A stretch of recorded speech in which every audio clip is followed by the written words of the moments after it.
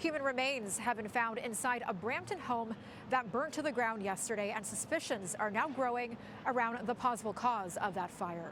Let's go live now to Erica Natividad, who is at the scene of what's now being investigated as a homicide. Erica.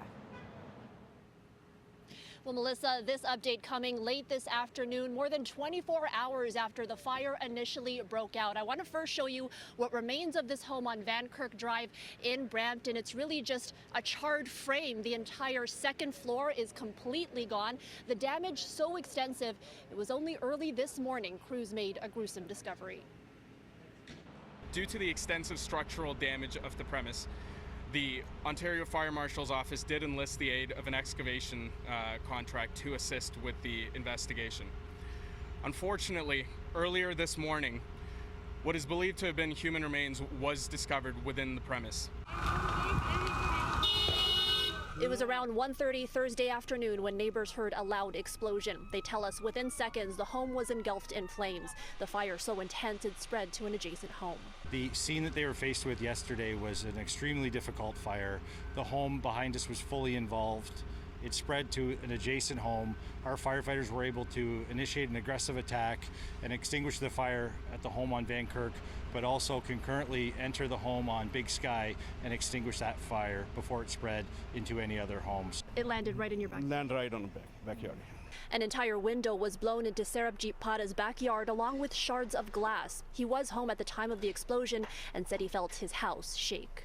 I opened this door and I can't hold the flame, can't hold the heat like that much. Was doing the garden up here. Your husband? Yes. Okay. And then he heard a bang. I was inside. Then he said, "Hilda, come, house exploding."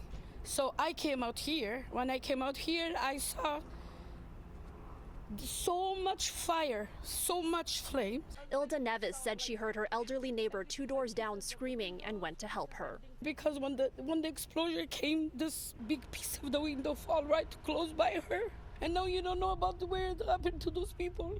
We hear nothing about them. Residents tell us the home was occupied by a family of 5, a mother, father, their teenage daughter, and 2 grandparents. It's not clear how many people were home at the time of the explosion, and at this point in the investigation, police are revealing little else, including what may have been the cause.